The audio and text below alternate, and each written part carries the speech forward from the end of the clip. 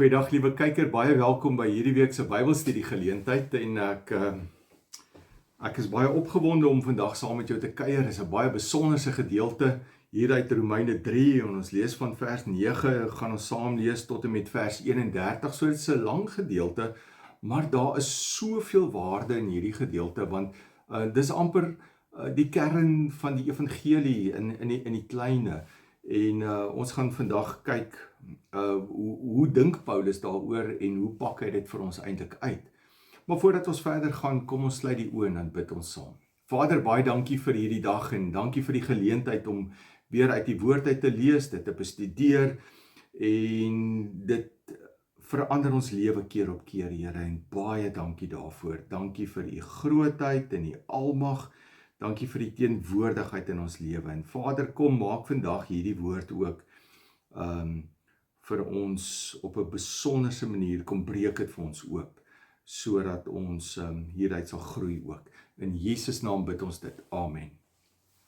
Nou, ons lees saam daarvan 3 vers 9 uit die 83 vertaling. Die teks gaan op die skerm verskyn. En net so 'n stukkie agtergrond, onthou nou, Paulus is besig om met Jood en hy's eintlik besig om met die Jode te praat en hy sê vir die Jode, luister, alhoewel julle die woord gekry het en die wet gekry het en julle dink julle is beter as hierdie heidene, as die Grieke en al die ander mense, is julle tog nie beter as hulle nie, want hy wil hulle by die punt uitbring wat hy sê, maar niemand, nie die Jood nie, nie die heide nie, niemand is regverdig voor God nie. So niemand kan voor God kom staan vanuit sy eie uit en sê, ek is goed genoeg om voor God te kan verskyn nie. Hy sê, daar's net eenvoudig niemand nie. En so dis wat hy vandag nou sê, hy kom tot daai konklusie wat nou opgebou het, vanweë die wet, of die besnydenis wat hulle het, of hulle werke, wat ook al. Hy sê, nee, niemand is regverdig nie. Nou, vers 9 tot vers 20, dan sê hy vir ons, niemand is regverdig nie. Nou kom ons kyk daarop, hy sê, waarop kom al hierdie goed neer, waarop ons nou hierdie paar weke al oor gepraat het. Hy sê, is ons as Jode, en kyk hoe noem hy sluit homself daarbey in, want hy is ook 'n Jood, hy sê, is ons as Jode dan beter as die ander, beter as die heidene? Hy sê, nee, glad nie. Jy het nie die reg om dit te doen nie. Want ons het al bewys dat Jode en nie-Jode almal in die mag van sonde is. En in die vorige hoofstuk het hy dit gedoen. Daar staan immers geskrywe. En dan haal hy aan uit die Bybel uit. En baie mense sê uit die Ou Testament uit die Psalms uit en uit die profete uit. En hy sê daardeur, baie mense sê dis eintlik soos 'n ekstraal foto van die mens, wanneer 'n mens na die mens kyk, en hy sê, hierdie is eintlik soos 'n ekstraal foto, om daardeur te sê, maar niks aan die mens is regverdig nie, en dat ons in totaliteit van kop tot tone, het ek en jy 'n verlosser nodig. Hy sê, dan in vers 10, daar staan immers geskrywe, daar's nie een wat regverdig is nie, selfs nie een nie, niemand nie, nie Jood nie, nie heide nie. Daar's nie een wat verstandig is nie. Daar's nie een wat na die wil van God vra nie. Almal het afgedwaal, almal het ontaard. Daar's nie een wat goed doen nie, selfs nie een nie, sê hy. Hulle keel is soos 'n oop graf en hulle tonge bedrieg hulle. Oor hulle lippe kom net woorde wat so giftig is soos slange. Hulle mond is vol vervloeking en bitterheid. Hulle voete is so vinnig om bloed te vergiet. Hulle laat 'n spoor van verwoesting en elende agter, sê hy. Die pad van vrede het hulle nie leer ken nie. Ontzag vir God het hulle nie. Dis die natuurlike drang van die mens, wat eintlik teen God se wil gaan. En hy sê, dit's by Jood en by nie-Jood is dit ingesluit. So almal het nie die vermoë om van self voor God te verskyn en te sê, ek is regverdig, ek is goed genoeg. Hy sê, dit gebeur net nie.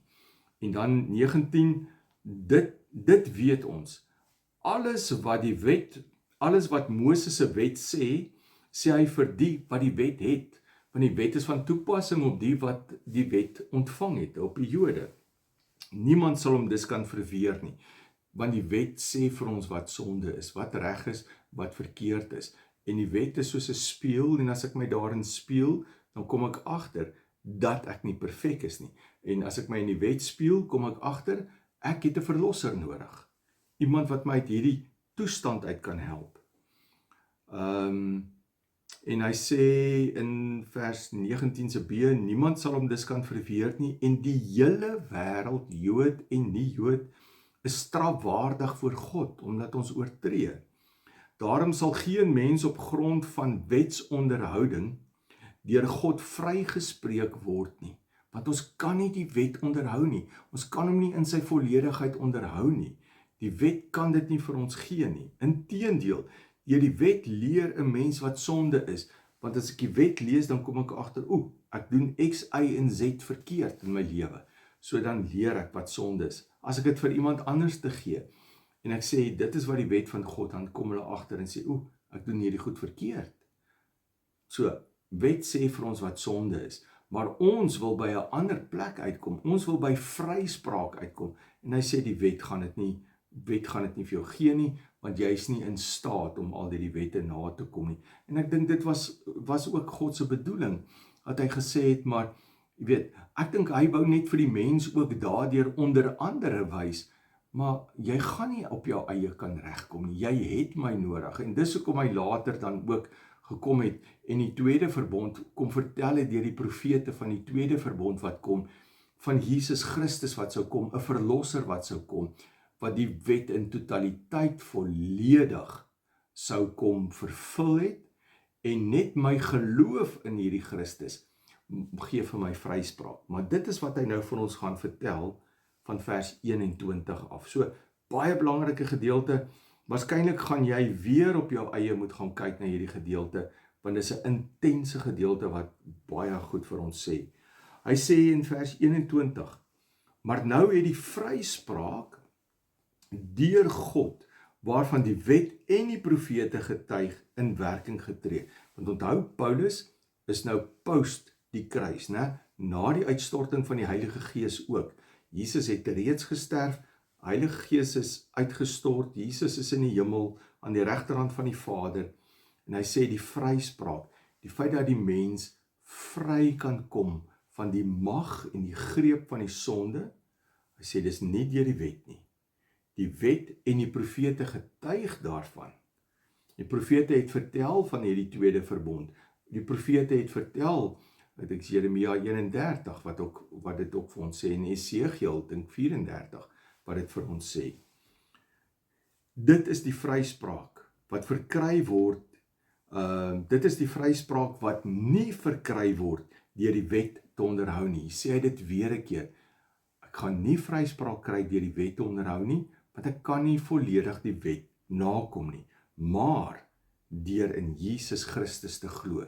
So hy vat die mense, en hy sê vir die mense, die wet was vir hulle belangrik, hy sê vir hulle, julle gaan nie vryspraak kry nie, julle kan hoe hard probeer, hy sê nee, kom ek gaan vir julle iets anders op die tafel sit, geloof in Jesus Christus, kom ek wys vir julle wie is Jesus Christus, dat hy die middelpunt is van alles, en dat hy gekom het om vir jou vryspraak en verlossing te kom bewerk, en net jou geloof in hom, jou verbondenheid aan hom, veroorsaak dat jy vrygespreek kan word. Goed, vers 22, maar deur in Jesus Christus te glo, sê hy, God gee dit sonder onderskeid aan almal wat glo. Sien, hier begin hy, want hy wil eintlik sê, in Christus kom Jood en nie Jood by mekaar. So daar is nie meer 'n onderskeid nie, soos baie wat gesê, die wet is daar vir die nie-Jode. Vir die Jode. Hy sê nee, in Christus het vir almal gesterf, want hy het die hele wêreld so lief gehad, so daarom kom Jood en nie Jood in Christus by mekaar, in die geloof, soos wat Efesiërs 2 vers Paulus ook skryf, hy sê, deur die kruis van Jesus, word Jood en nie Jood, eintlik 'n nuwe mensheid word gevorm. Nee. Goed, vers 23, almal het gesondig, Jood en nie Jood, en het nie deel aan die heerlikheid van God nie. Hy praat eintlik in die oorspronklike teks, praat hy van, ons is eintlik maar soos 'n spul vrot vrugte, of vrot appels, of noem dit, vrot groente. Ons is in so 'n toestand. So ons toestand is van so 'n aard dat ons eintlik nie onsself kan verlos daaruit nie. Want ons is vrot, sê hy. En hy sê, maar daar's een manier hoe jy van hierdie toestand, hierdie sondige toestand ontslae kan raak, dis deur te glo nou in Jesus Christus. Want Jesus, wat aan die kruis vir jou gesterf het, maak jou regverdig. Want jou vrotheid, jou sonde, het op hom gekom. En sy reinheid het na jou toe gekom. En wanneer God dan na jou kyk, dan sien hy eintlik, dan kyk hy deur die kruisdood van Jesus, en sien hy jou as rein. En dis die wonderlike van die evangelie, om in Jesus te glo word al hierdie goeie werklikheid. My regsposisie voor God verander. Ek is nie meer hierdie vrot skuldige een nie, maar ek word nou 'n kind van God, 'n vrygespreekte kind van God. My liggaam word nou die tempel van God. Die Heilige Gees kom woon in my. So God kyk heeltemal anderste na my en jou. So jou verlede hoef nie jou toekoms te bepaal nie. Want wanneer jy in Christus is, kom verander alles. Dis wat hy eintlik vir ons hierso sê. Vers 23 weer, maar almal het gesondig en het nie deel aan die heerlikheid van God nie. Maar hulle word sonder dat hulle dit verdien. En dis waar genade inkom, op grond van sy genade vrygespreek. Die genade sê vir ons Christus se kruisdood, né? Daai ruiltransaksie van sy reinheid kom op my, my sonde kom op hom. En dis waar genade inkom en vryspraak wat dan daar inkom. En hy sê vanweë vers 25. Hom het God gegee as offer. Jesus Christus, God het hom gegee as offer, wat deur sy bloed versoening bewerk het vir die wat glo. In die Ou Testament, en die Jode vir wie hy hier skryf, het gereeld na die tempel toe gegaan, en daar moes hulle een of ander bok, of 'n kalf, of skaap, of wat ook al, of 'n duif, of wat ook al, moes hulle offer vir versoening vir hulle sondes. Hy sê nee, nou het die bloed van Jesus gevloei vir daardie sondes. En hy sê hierdeur het God getoon wat sy vryspraak behels. Hoe ernstig hy daaroor is, en wat bedoel hy? Hy het die sondes wat hy voorheen in sy verdraagsaamheid tydelik ongestraf laat bly het, vergewe in Christus. Maar hy het ook getoon wat sy vryspraak in die teenswoordige tyd behels. Hy oordeel regverdig, deurdat hy elkeen vryspreek wat in Jesus Christus glo. Nou sal jy wonder, maar wat beteken hierdie ding van, hy was nou verdraagsaam gewees, tydelik verdraagsaam gewees, en nou in die teenswoordige tyd vergewe hy. As 'n mens eintlik hierna gaan kyk, dan sê hy, die mense, of kom ek sê, en ek gaan die prent verskyn op die skerm, as jy na die prent kyk, dan sien jy die kruis van Jesus, maar jy sien ook die offersisteem. Die offersisteem was die ou sisteem. So mense wat oortree het, moes gaan offer het, en met die offerdier het die ruiltransaksie plaasgevind. Maar dit was nie volledige vergifnis soos wat 'n mens sou verwag nie, daai vryspraak nie, maar die mens het elke keer die wet gedoen, die wet kon hulle nie vrymaak nie. En dis hoekom hy in hierdie ding sê, dis eintlik God wat dit aangeneem het, maar dit was 'n tydelike ding gewees. Dit was net 'n tydelike ding, want God wil nog steeds met genade gewerk het, nie met die eie werke nie, want die wet het baie te doen met eie werke, die eie krag wat ek hierdie goed probeer nakom. En dis hoekom hy 'n tweede verbond kom instel het. En die tweede verbond kom sê die Here, ek gaan jou verander, maar ek gaan jou binnekant verander. Ek gee vir jou 'n nuwe hart, 'n hart van vleis gaan dit nou, en ek haal die kliphart uit. Maar ek gaan jou nou help om my wette wat ek in jou plaas na te kom. Het gaan nie meer wette wees soos in die ou tyd van buite af nie, maar binne in jou. Wat het in die ou tyd gebeur? Eie ek, my eie werke. Wat gebeur hier wanneer in die Nuwe Testamentiese tyd, wanneer die tweede verbond geldig word, is Christus wat jou kom vrykoop het. Christus kom maak jou vry, dis genade. Soos wat God maar gewerk het voordat die wette daar was, het hy op die beginsel van genade gewerk, geloof gewerk. Nou sê hy, al die kruis van Jesus het in die geesteswêreld, het hy die vryspraak regdeur. In die verlede en in die toekoms het hy daai vryspraak veroorsaak. So 'n groot geestelike impak wat hy in die geesteswêreld gehad het. En nou sê hy, vir die mense wat offers gebring het in die Ou Testament, het die kruis van Jesus die volledige vryspraak kom bring. En hy sê ook, nou vir jou in die teenswoordige tyd, as ek en jy oortree, die kruis van Jesus, die vergifnis wat hy bewerkstellig, my belydenis veroorsaak dat hy vir my kan vryspreek. En dis hoekom ek vryspraak in die teenswoordige tyd kan kry, en as ek in die toekoms dalk iets verkeerd doen, dan weet ek dat ek kan gaan na die kruis van Jesus toe. Ek kan na Jesus toe gaan, en omdat hy gesterf het, is daar vir my vryspraak.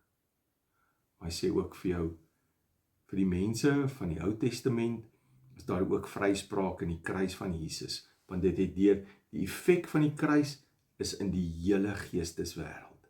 So, dis nogal 'n moeilike konsep waar mens, dalk moet jy weer 'n bietjie luister na hierdie videoetjie, om dit vir jou baie mooi te verduidelik. Vers 27, hy het ons nou iets uit onsself te roem, omdat ek so goed is? Nee, dit is uitgesluit. Deur watter wet? Die wet van die werke? Nee, deur die geloof. Sien, hy sê, alwaaroor dit nou gaan is geloof, en Paulus gaan van hier af voortbou daarop. Christus is sentraal, geloof is sentraal. Ons betoog is tog, dat 'n mens vrygespreek word, omdat hy glo, nie omdat hy die wet onderhou nie. Jy word nie vrygespreek, omdat jy so oulik is nie. Jy word nie vrygespreek, omdat jy 'n mooi, humanitêre lewe leef nie. Jy word vrygespreek, omdat jy in Christus glo, want in Christus beteken dit die kruisdood van Christus, wat jou uit daai sondige toestand, daai vrot toestand kom red het. Dit is wat nodig is, wat nodig was, en dis wat jou kom red het. Dit is 'n stuk genade.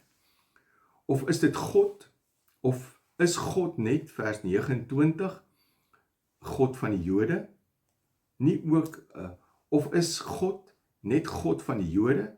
Nie ook van die heidene nasies nie? Ja, ook van die heidene nasies. Want daar is net een God.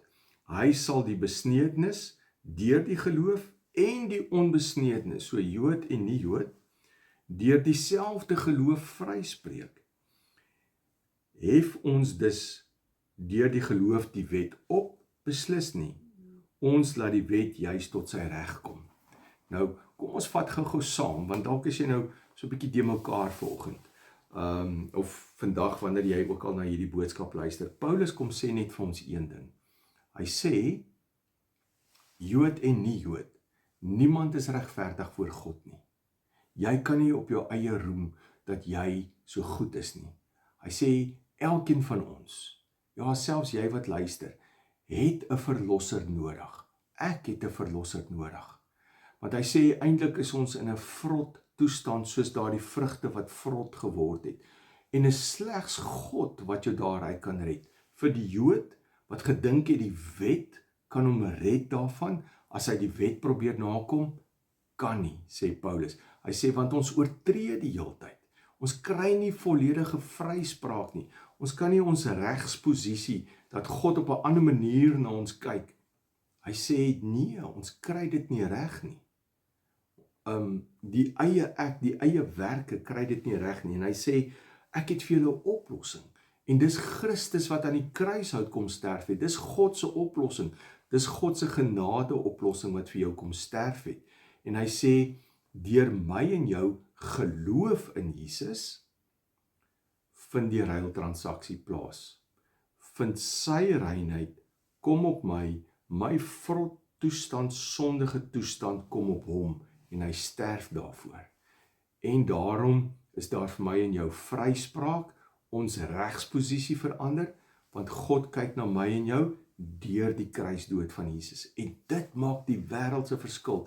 So as jy vandag luister na hierdie boodskap, dan wil ek net vir jou sê dat Christus vir jou gesterf het. Dat dit sy lewe gekos het, omdat hy jou ongelooflik lief het, omdat hy jou wou vat uit daai verlore toestand uit. En hy sê vir jou, ek wil jou regsposisie voor God kom verander. Ek wil hê dat jy 'n kind van God moet word. Ek wil hê dat jy 'n vrygespreekte mens moet wees en anders te moet begin leef. En daarom, deur my geloof in Christus, op grond van sy genade, word ek vrygespreek en kan ek 'n ander lewe begin leef, 'n lewe onder leiding van die Heilige Gees. En Paulus gaan nou nog voortbou daarop. So ons gaan nou vir die volgende paar weke gaan ons stil staan daarby. So moenie bekommerd raak as jy nie alles nou dadelik verstaan nie. Ons gaan voortborduur op hierdie goed wanneer hy nou volgende keer gaan praat oor die voorbeeld van Abraham. Wat vir ons juis kom wys het, Abraham was daar voordat die wet daar was. En God het op genade gewerk. So dis hoekom hy nou weer, hy stop die tydvak van die wet en hy werk weer met genade. Wet kom vertel vir ons van wat nodig is om te doen. Maar hy sê onthou net, ek het die wet nou in jou hart geskryf. En ek sal jou help dat jy reg leef, dat jy anders leef, dat jy graag my wil doen. En dit gaan ons na kyk en hoe die Heilige Gees ons help. Dit skryf Paulus alles mooi verder in die Romeinebrief. So gaan kyk gerus na die Bybelstudie hierna en mag vandag se gedeelte, ons het eintlik baie vinnig gegaan oor 'n baie diep gedeelte, mag dit vir jou waardevol wees en mag die Bybelstudie ook vir jou waardevol wees en jou help en my gebed is dat die Heilige Gees jou verder sal bedien hiermee ook. So kom ons sluit die oë en dan bid ons saam. Vader, baie dankie vir hierdie besonderse gedeelte, hierdie evangelie wat hier kernagtig saamgevat is. Dankie vir die vryspraak in Jesus Christus. Dankie vir die genade wat ons ontvang. Dankie vir die nuwe lewe in Christus. En ons kom bid en ek kom bid vir elkeen wat na hierdie boodskap luister. Heilige Gees, dat U dit in hulle lewens sal inspreek en in hulle lewens sal laat grondvat, dit vir hulle verstaanbaar sal maak en dat U hulle op 'n reis sal neem, dat hulle hierdie goed al hoe meer verstaan, opgewonde sal raak oor hulle kunskap in U. En baie dankie vir alles wat U vir ons doen. Ons loof en prys U daarvoor. In die naam van Jesus bid ek dit. Amen. My gebed is dat jy 'n geseënde week sal hê, dat die Here jou sal seën, sodat jy 'n seën vir ander gaan wees. En gaan uit, gaan maak 'n verskil. En as die Here wil, gesels ons volgende keer verder oor Romeine hoofstuk 4. Groete.